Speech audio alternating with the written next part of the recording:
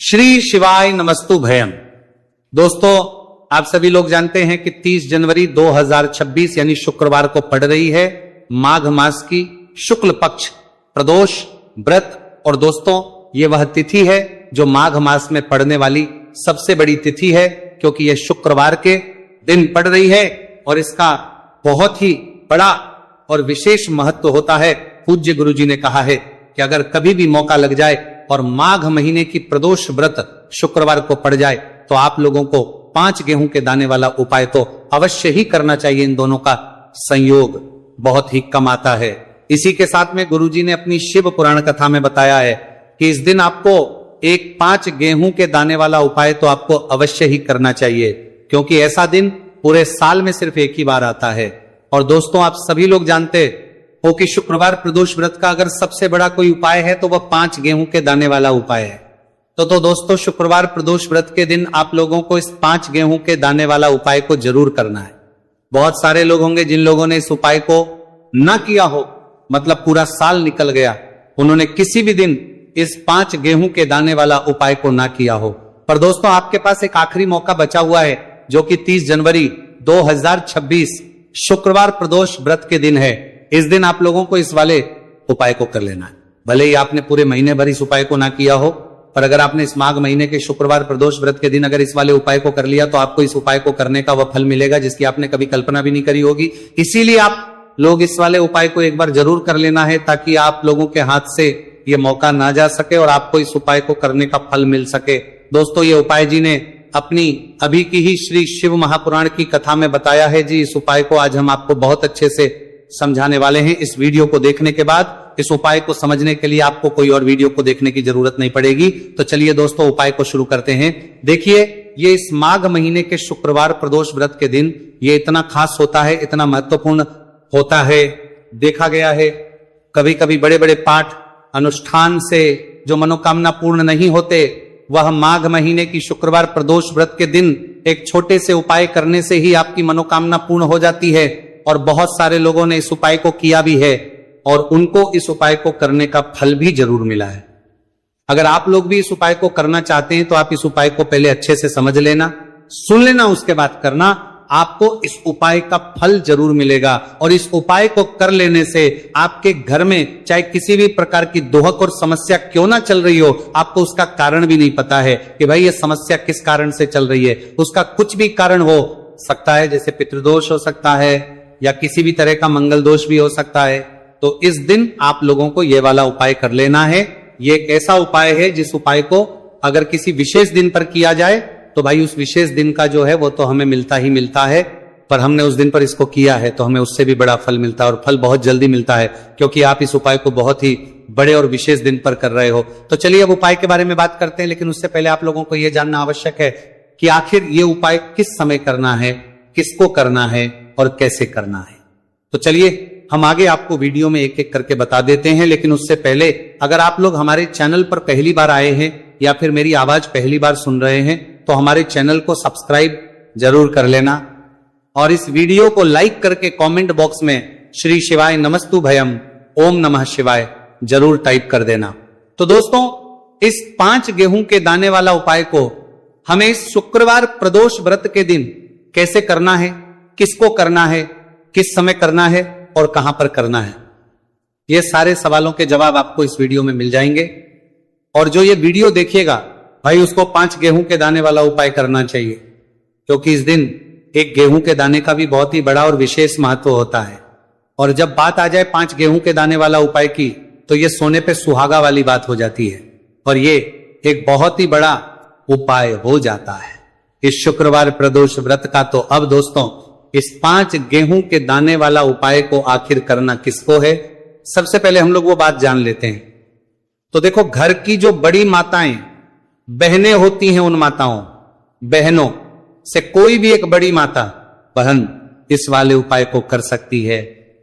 और दोस्तों, अगर आप चाहें तो अपने घर में से सभी सदस्यों को भी इस उपाय को करवा सकते हैं। अगर किसी व्यक्ति की खुद की कोई मनोकामना है, खुद की कोई दुख और परेशानी है जो कि वह अपने लिए ही करना चाहता है, इस वाले उपाय को तो वह खुद अपने लिए भी कर सकता है। बाकी अगर कोई घर में से ऐसा है जो कि अपने पूरे घर परिवार की सुख और शांति के लिए यह वाला उपाय करना चाहता है तो वो भी कर सकता है, उसमें भी कोई दिक्कत वाली बात नहीं है।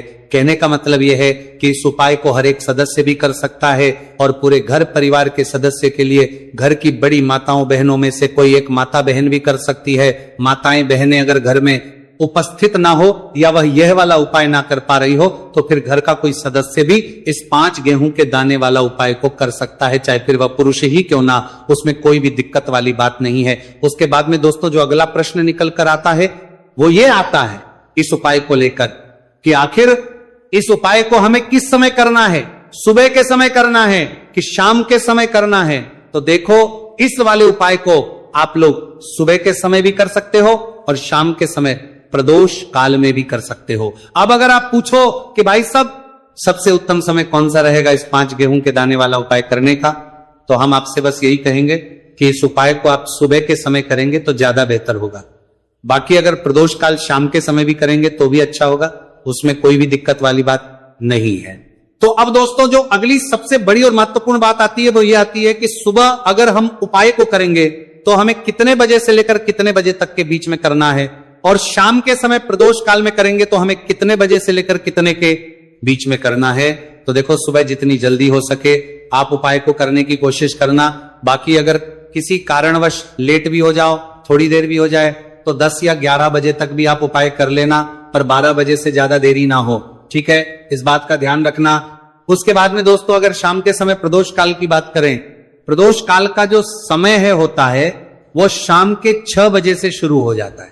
मतलब शाम के 6 बजे लेकर 7 बजे के बीच का जो समय होता है यह समय प्रदोष काल का समय होता है। तो आप इस उपाय को 7 या 8 बजे के बीच में भी कर सकते हो। मतलब शाम के 6 बजे से रात 8 बजे के बीच में आप कभी भी इस वाले उपाय को कर सकते हो, उसमें कोई भी दिक्कत वाली बात नहीं।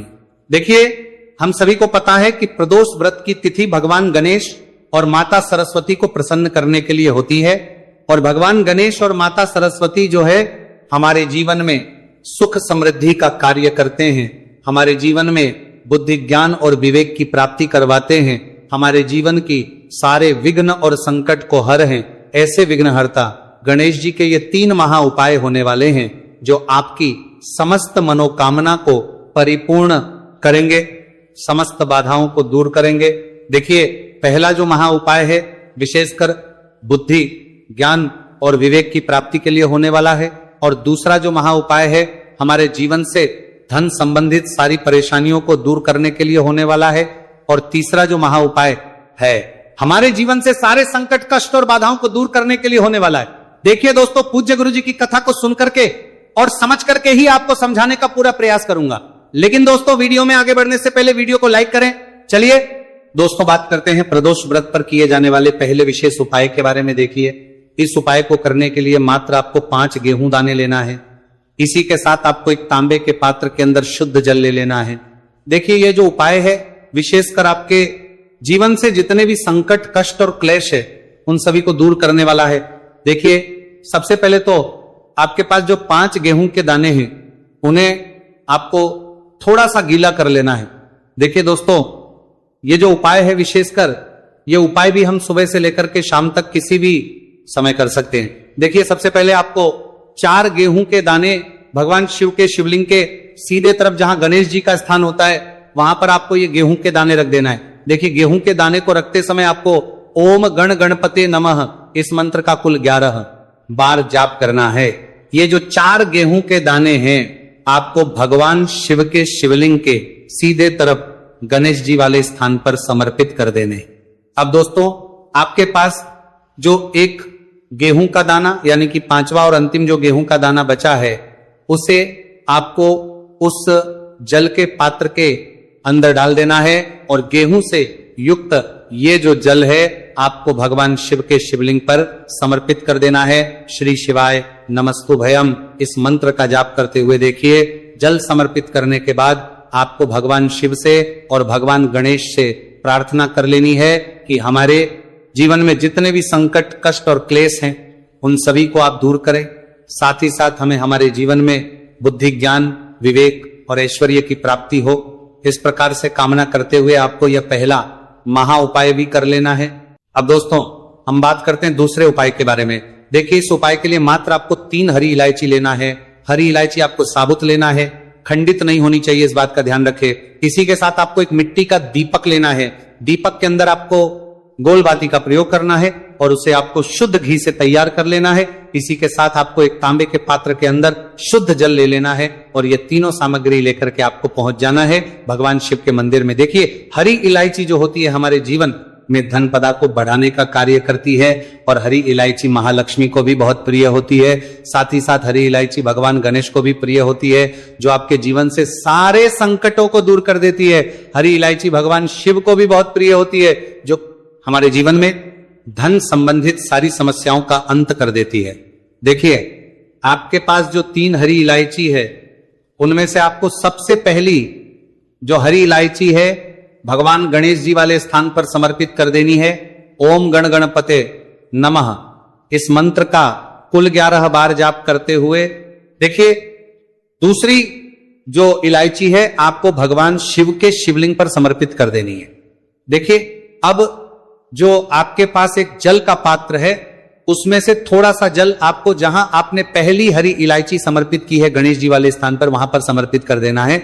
और अंत में जो आपके पास थोड़ा सा जल और बचेगा उसे आपको पूरा जल भगवान शिव के शिवलिंग पर शुक्र महादेव का स्मरण करते हुए आपको यह जल समर्पित कर देना है। अब दोस्तों, आपके पास जो एक दीपक है उसे आपको प्रज्वलित करना है और आपके पास जो तीसरी हरी इलायची बची हुई है उसे आपको उस दीपक के अंदर डाल देना है और इस दीपक से आपको भगवान शिव की आरती उतारना है। यानी कि इस दीपक से आपको भगवान शिव की आरती कर लेना है और अंत में आपको भगवान से प्रार्थना करनी है कि यह जो धन मेरे जीवन में समस्याएं चल रही हैं ये सभी समाप्त होने लग जाए। इस प्रकार से आपको भगवान गणेश और भगवान शिव से प्रार्थना कर लेनी है और ये दूसरा उपाय भी आपको कर लेना है। देखिए दोस्तों, अब हम बात कर लेते हैं तीसरे महा उपाय के बारे में। देखिए दोस्तों, इस उपाय को करने के लिए सबसे पहले हमें मात्र 7 हरे मूंग के दाने लेना है। देखिए, हरे मूंग के दाने से भगवान गणेशा हमसे अति शीघ्रता से प्रसन्न होकर के जो भी मनोकामना है उसे परिपूर्ण कर देते हैं। तो इस प्रकार आपको 7 हरे मूंग के दाने लेना है। हरे मूंग को लेते समय आपको ध्यान रखना है कि ये कहीं से भी खंडित नहीं होने चाहिए और साथ में आपको एक तांबे के पात्र के अंदर शुद्ध जल ले लेना है। देखिए, ये जो उपाय है विशेषकर बुद्धि और ज्ञान की प्राप्ति के लिए है। यदि आप चाहते हैं कि आपके जो बच्चे हैं वह हमेशा ज्ञानवान रहे, पढ़ने में उनका मन लगे, तो आपको शुक्रवार प्रदोष व्रत पर यह उपाय करना है। देखिए, ये जो उपाय है आप सुबह से लेकर के शाम तक किसी भी समय कर सकते हैं। देखिए, बहुत से लोग पूछते हैं कि क्या ये उपाय हम घर पर भी कर सकते हैं? तो विशेषकर आप ये उपाय घर पर नहीं कर सकते हैं। देखिए, ये जो उपाय है आपको केवल और केवल मंदिर में ही करना है। देखिए, आपके पास जो 7 हरे मूंग के दाने हैं उन्हें आपको सबसे पहले तो थोड़ा सा गिला कर लेना है। अब देखिए दोस्तों, आपके पास जो 7 हरे मूंग है उनमें से आपको 4 हरे मूंग के दाने अपने सीधे हाथ में लेना है और श्री गणेशाय नमः या फिर ओम गण गणपते इस मंत्र का जाप करते हुए ये जो 4 हरे मूंग के दाने हैं आपको शिवलिंग पर सीधे तरफ जहां गणेश जी का स्थान होता है वहां पर समर्पित कर देना है।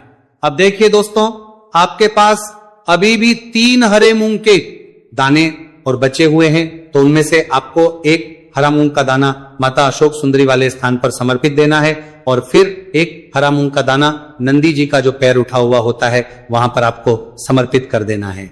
अब देखिए दोस्तों, आपके पास जो 7वां और अंतिम हरा मूंग का दाना बचेगा उसे समर्पित करने से पहले आपके पास जो जल का पात्र है उसमें से थोड़ा सा जल आपको भगवान गणेश जी वाले स्थान पर समर्पित करना है, फिर थोड़ा सा जल भगवान कार्तिकेय जी वाले स्थान पर समर्पित करना है, फिर थोड़ा सा जल माता अशोक सुंदरी वाले स्थान पर समर्पित कर देना है और थोड़ा सा जल आपको मां पार्वती के हस्तकमल यानी कि कटी वाले भाग पर समर्पित कर देना है।